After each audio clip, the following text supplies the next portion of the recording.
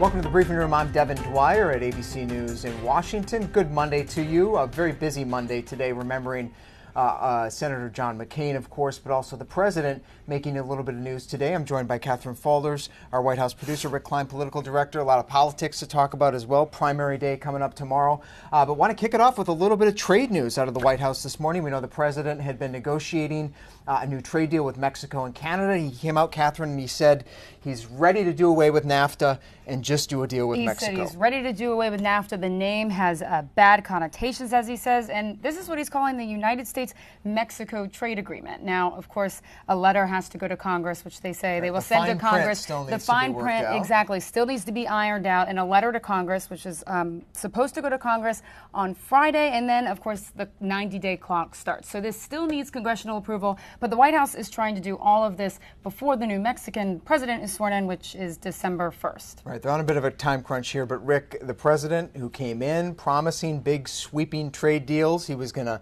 upend, he got out of TPP, he was going to upend NAFTA, do big deals with all these countries. He has actually yet to sign any new trade deal or revised deal, and so today sort of some movement there coming up in election season, but also an attempt to change the subject. Yeah, he's done a lot more to tear down trade deals and to erect new barriers than to actually build a new deal. And that's where this becomes significant. It also seems clearly aimed at Canada to try to get them to the table, very explicit, both to have the U.S. president and the Mexican president both saying, let's get you to the table. So far from a done deal, because you don't have the Canadians involved. And obviously there are domestic pressures around Peña Nieto and the election season in Mexico, but it did seem like the president wanted to talk about something different today. The Mexican president wanting to do a tequila toast. They're promising a tequila toast to the president who doesn't drink, but we'll maybe hold those tequilas until the deal gets done. So more to come on NAFTA, of course. The big news, though, today is John McCain in this town. Everyone is talking about McCain's legacy and also the president's response to John McCain. The president out in the public eye today a good bit, and our John Carl was in the Oval Office. Let's take a listen to the president's response to John's questions about McCain. Mr. President, any thoughts on John McCain? Right out this way. Mr. President, any thoughts on John McCain, Thank you, John. sir? Right this way. Everyone's moving. Thanks, everybody. Let's go this way. Mr. President, any thoughts on the legacy of John McCain? Here, John. Everyone's head down. Thank you very much. Thank you very much, Mr. President, do you have any thoughts on John McCain? Thank you. Do you have any thoughts at all about John McCain? Do you believe John McCain was a hero, sir? Let's go. Thank you. Nothing at all about John McCain. Thank you very much, everybody. Appreciate it. Mr. President, the American Legion has asked you to lower the flags to half-staff. Any reaction to the American Legion? Thank you. It's over. Any action to the American Legion asking you to put a proclamation about John McCain? We're going that way, John Carl. Why won't you say anything about John McCain? Let's bring in John Carl now. John, you were in the room there with the president 3 or 4 times today. He was asked by our count 11 times. No surprise that the president isn't a big fan of John McCain, but were you surprised that he didn't say anything today on McCain? Well, let me back up a little bit, Devin. I came into the White House a little after 6 o'clock this morning, and I had to do a double take. I was surprised to look up at the flag above the White House and to see that it was no longer flying at half-staff. The flag over the Eisenhower Executive Office building also no longer at half-staff, and I was surprised. Maybe there was a mistake, maybe something had happened, but that was my first indication that this White House didn't want to do anything to explicitly honor the legacy of John McCain. The flags had been lowered immediately after his death, but they were right back up, about 24, 25 hours later. So when I went to the first one of those pull sprays in the Oval Office, I was standing,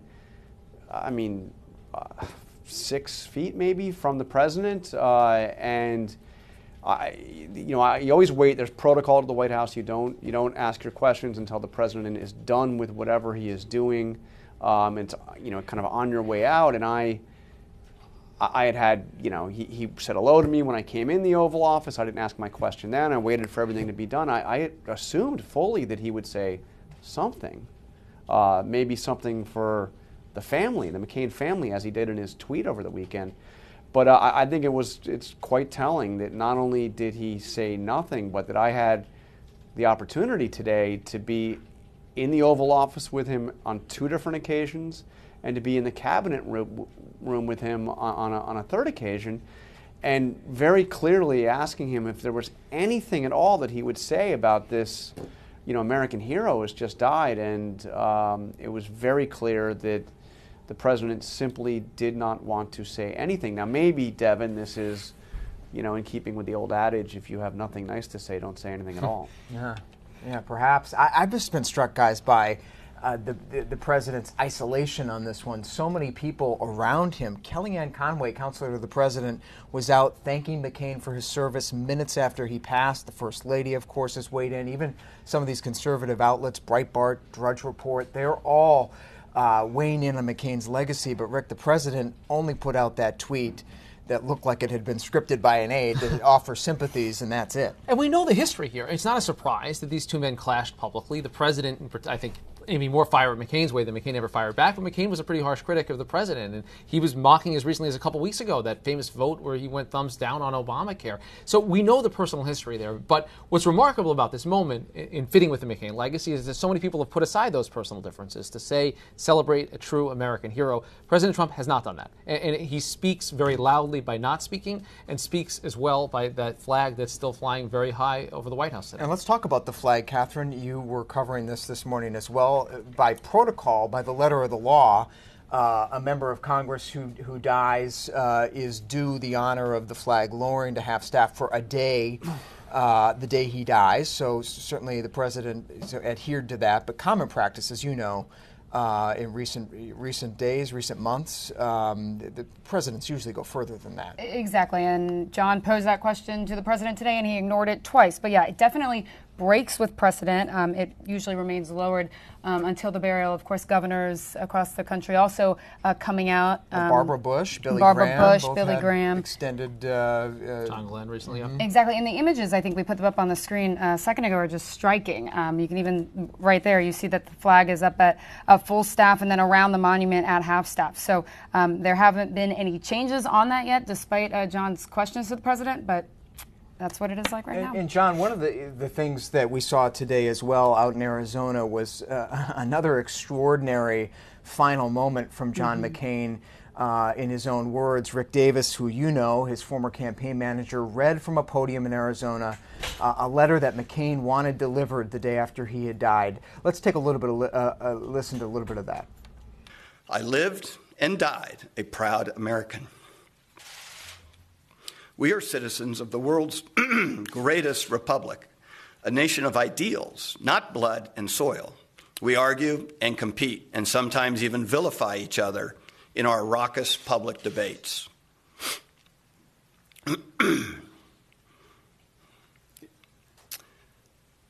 But we have always had so much more in common with each other than in disagreement. If only we remember that and give each other the benefit of the presumption that we all love our country, we will get through these challenging times. We will come through them stronger than before. We always do. Such an incredible message, John, and many people observing that it seemed to be yet a final rebuke of President Trump in many ways. Yes, but in a McCain way, in an optimistic way, in a way that reflected a belief in America. It was a theme that he hits in his final memoir, his final book that he wrote with Mark Salter. Came out just a few months ago. McCain is very reflective in the opening chapter and the concluding chapter of the book about his own time and his keen awareness that he didn't have many days left. And this is somebody who loved a fight. He writes in the book that his enjoyment of a fight, of any fight, was inversely proportional to his chances of winning. He loved tough fights. He loved lost causes, and he did make many enemies along the way. But what is striking is that so many of those who he clashed with and really had tough battles. I mean, people like Mitch McConnell and many of his Senate colleagues in both parties have put that aside, recognizing McCain's a central role as an American hero, as somebody who, even when you disagreed with him, knew that what he was trying to do, in McCain's words, was to dedicate himself, his life, to a cause greater than himself. And that's what he wanted all of us to do. So I thought it was a very powerful statement that hit those themes. Again, not directly hitting President Trump, but there is obviously a message there. And you, before we let you go, John, spent so much time over the years with McCain. Some great photos have come out of you two on the bus together, on the campaign trail together. You know, such great stories. We've heard you share them here in the Bureau. But tell us again, you know, what your observation is of McCain behind the scenes. I think people always wonder, what are these people like when the cameras are off? And what was your takeaway from that? The thing that I think maybe didn't always come through in front of the camera, but certainly did behind the scenes, is just how wickedly funny John McCain was. And he could really, you know, you could be the butt of his jokes. Believe me, I mean, he could really, you know, he could really come at you. But he was just a true joy to be around almost all the time. I'll tell one story, and that's on the Straight Talk Express with that amazing flip phone that I somehow have lost along the way. But you know, I was on that bus all the time. So like there, I am probably talking. I was with CNN at the time. I was probably calling in a story, and I had to do it while he was standing next to me. It's not like I could get any privacy. He was always on the record. I was always on the record. We all were on the record. But he, after losing the South Carolina primary, went to Michigan, and this is in 2000, and he gave the most incredible speech that I heard him give ever, telling a story that he writes in his book, Faith of Our Fathers, of my fathers, and about a fellow prisoner of war in Vietnam who had cobbled together with bits of string and cloth in the prison camp an American flag, and he finished the flag, and they did the Pledge of Allegiance to this you know, this kind of makeshift flag, and the prison guards saw what they were doing. They took the flag and they ripped it up, and they beat McCain's fellow POW, beat him savagely, kicked him in the face, kicked him, you know, just savagely beat him, and then the guards left. And the way McCain tells the story, and he had never told this, again, in his book, but I had never heard him give it in any political speech anywhere. And the whole auditorium is just in silence. Tells the story about how McCain's fellow POW starts crawling around. He can barely see through the blood in his eyes, and he cobbles together the bits of the flag, and he starts the process of remaking it. And an amazing story. Afterwards, I got on the bus with him, and it was late, and there were just a few of us on the bus, and the issue of the Confederate flag came up, which he had later came to admit that he had pandered on in South Carolina. There was an issue whether or not the Confederate flag should fly over the state capitol, and McCain had said, even though he did not believe this, he said that it's part of the heritage, it should be there. He came to regret that, deeply regretted. He lost in South Carolina anyway, and he told us for the first time there that he regretted pandering on that issue, and that he was going to make it right before the end. You know, by the end of the campaign, win or lose, he was going to correct the record on that. But here's the funny part about McCain. These are very weighty issues. This story about you know, savage torture and cruelty in the Hanoi Hilton in Vietnam, and this incredibly weighty issue of what to do with the Confederate flag flying over the state capitol in South Carolina. And I asked McCain after we'd had this discussion on the Confederate flag, so Senator, I have to ask you, that story, why have you never told that before? Why have I never heard you talk about that before? And he, without missing a beat, he said to me, well, no, we did in South Carolina, but down there it was the Confederate flag that he was that he was making.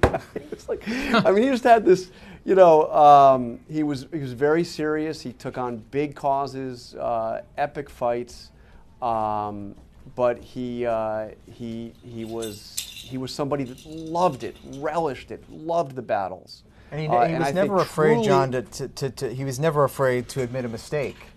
No, which is something that's so rare in this town. Yeah, I mean, I think he